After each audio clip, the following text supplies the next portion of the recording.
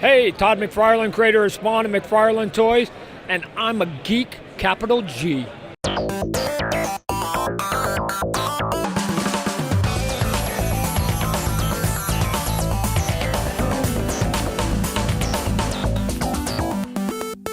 Hi everybody, Jeff Muller with GeekLegacy.com here in San Diego Comic-Con, standing next to the legend himself, Todd McFarlane. Hey, Thank you so much for joining us. Hey, glad you came by today. How could I not? That's I it. mean, McFarlane Toys is doing another amazing thing with Walking Dead building sets. Right.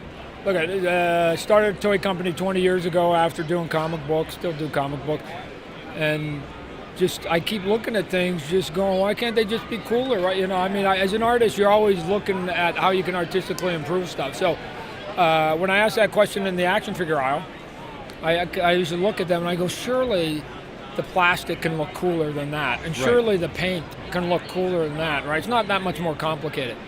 And then I started a toy company for 20 years. We showed that you actually can make sort of more interesting, more detailed, more articulated, you know, all the stuff that would be appealing to you and I, right? And I've got a 20-year career out of it. So now I'm taking those same lessons learned and just moving them down to another aisle that I walk by and go, I get it, you sell and you make a lot of money. I just don't get why there's nothing here if I'm over 15. Like, what's here if I'm over 15?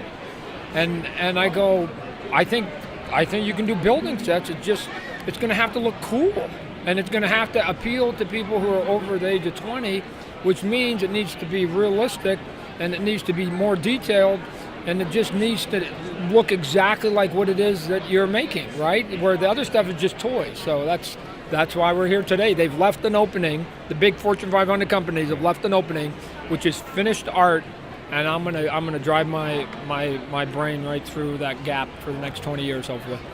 So is that the motto, just make things cooler? In its simplest form, that's it, right? They have the Fortune 500 companies have $1 billion business model, and I wish I had one of those too, right? So, but their business model, in its simplest form, says sell to a bunch of product to a bunch of 6 and 7 year olds or their mother, right? And so, here's what happens. As a 6 or 7 year old, we haven't quite defined our artistic eye yet, and a mom never has an artistic eye. Sorry, mom. So what happens is that they just sort of tug on them and say, I like this brand, and they go and buy this brand. So if somebody says, Mom, I want a Batman toy, all mom knows is that she needs to get a Batman toy, right? And as long as it's got the bat symbol and a cape on it, then it's like it's Batman to her and the kid. Where when you try and sell that same Batman figure, Spider-Man or whatever, we can, put anybody into that category, that if I try to sell it to you, it has to now look like the guy in the movie. Right. Because you know when it's when you're getting cheated artistically. Definitely. And so that's it. Given that 95% of my sales go to people over the age of 14, they know when I'm BSing them artistically, and I can't do it. Otherwise, they will never give me their money. So they go, Todd, you're going to do Alien, Predators, Walking Dead, whatever you're going to do, it had better look like what it is that I know to be true. And that's what I do. And God bless them, the public companies, for not servicing that area. I'm going to go and do it. That makes sense. So was it difficult shrinking everything down so much and getting the realism in such tiny figures? Yeah, I mean, there's limitations, right? And everything that you do is going to be limitations. And at the end of the day, it's still a build, right? I mean, it's one of the reasons why we have it apart, because when we put it together, like the tower here, people think it's a model. And you're going, no. Like, I had to put up that sign that says that's 623 pieces, right? Because people think it's 4 or 5. And you go, no, you have to build that thing. The difference is that our pieces are going to interact with everybody else's pieces, right? Because a lot of the patents sort of came up, and everybody used the same specs, and so everybody's blocks sort of are interchangeable. It's just that at the end, once I built it, then I put these plastic art pieces on it so that you hide those little dimples or studs or whatever you want to call it, and it looks like a piece of finished artwork instead of a toy. I mean, the other way, because they use primary colors and it's glossy and all those other things. And my sensibilities will not allow me to give you a piece of plastic this big with about 100 dimples on it and call it grass, because it's not. What I need to do then is put a layer of dirt and give you grass pieces so it actually looks like grass. I won't do it. I won't cheat that other way. One of the things I noticed when I was looking at the pieces, you brought up the grass, was that the individual blades, they're all different. I mean, the level of detail that you achieve there is amazing. Yeah, yeah, just even silly stuff like grass. There's going to be 3 pieces. There's going to be a tall, a short, and then multicolored stuff. So we're just designing our trees, you know. I mean, again, we're just getting started. Right. And we're going to have trees that you're going to be able to customize so you can make them skinny, fat, tall, lots of limbs, not a lot of limbs, low to the ground. I don't care. Why? Because in real life, when you see a forest, every tree isn't exactly the same. And I'm not going to give you like one standard generic tree that you got to do over and over. So besides, I'm hoping that people will buy, the AMC Walking Dead stuff that's the first coming out. I think in 2 or 3 years, I may have a whole category which is just people buying the props. So keep all the bricks that you have at home that you already own, because they're used. But if you need a window, my windows are going to be cooler. My doors are going to be cooler. My flower baskets are going to be cooler. My bushes are going to be cool. Like, I'm just going to make better props, right? I mean, like when I was a kid, I used to see people building Lionel train sets. Yeah. And they used to build like the whole city. Right. And that was cool to me. But it was kind of hyper realistic, and I'm looking more in that vein. As a build, that it looks like that when it's over.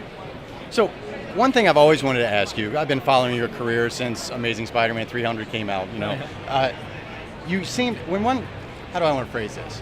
When someone finds I'm an idiot savant, is what you're trying to say. Well, when someone finds that they're amazing at something, they tend to stick with it. You seem to keep changing things up and pursuing new avenues for your creativity. Is that to keep your juices flowing? Is it to keep challenging yourself? Why do you keep I think clinically jumping? They call it ADD. Oh, no, look at I'm a competitive guy. I played Pac-10 baseball. I'm an athlete. I wanted to be a sports guy.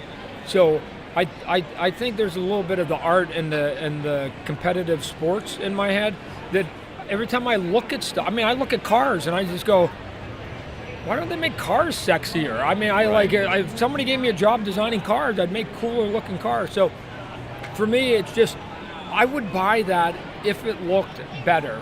And nobody's making it better. So I go, I guess I need to start a company and go and try and make it look better, right? Which is, again, how we started the toy company in the first place. Gotcha. So to me, it's not that I have a need to look at everything and design a better toaster someday. But I don't get why a toaster can't look cool, right? I mean, look. When you look at Apple, right? The story of Apple, they were still doing Sony Walkmans essentially. They just made them sexier. It's just about making stuff sexier and cleaner and more impressive, and making it age up. Here's my frustration about toy stores. You walk into a big toy store, and you ask yourself the simple question: I'm 14. What's in this store for me? Right. After about a half an hour, to me, you're going to find it's very limited.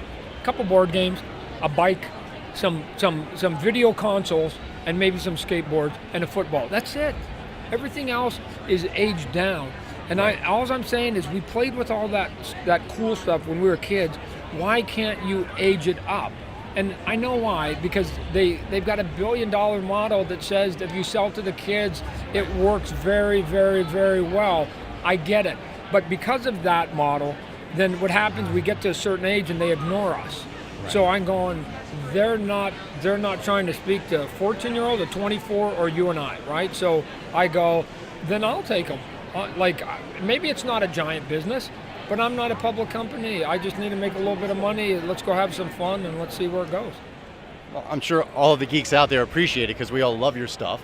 I have one final question for you before we let you go, because I know you're a busy man. Any predictions for anything crazy happening next season on The Walking Dead? AMC's Walking Dead, I wish I actually knew more than I do, right? Because they are very good at keeping their secrets, even to guys like me who have a license.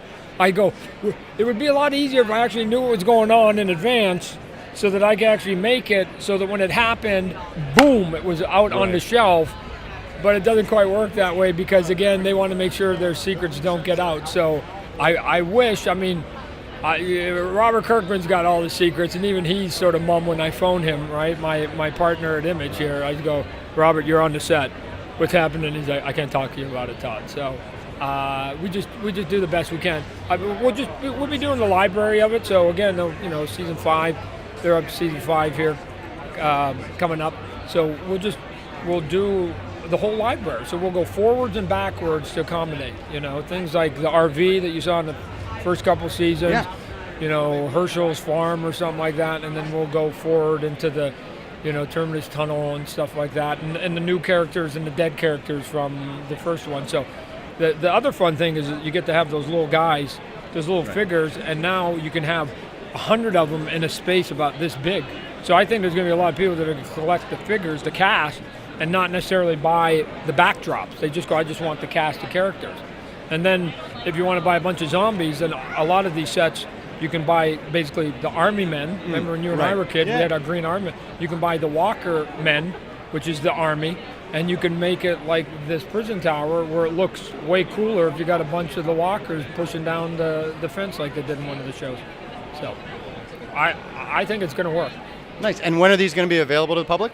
Everything you see here is single figures, figure packs, the Daryl set, the governor's room with the light-up fish tanks, and then the big prison tower and fence. It comes out late October, early November. So it's coming out this year for Christmas, exclusively at Toys R Us. Okay. Beginning of 2015, we open the gates to some of the other retailers, and then we go international with it, and we just rock and roll. Nice. Well, thank you so much for talking to us. I appreciate it. Sure, I appreciate you giving me the time.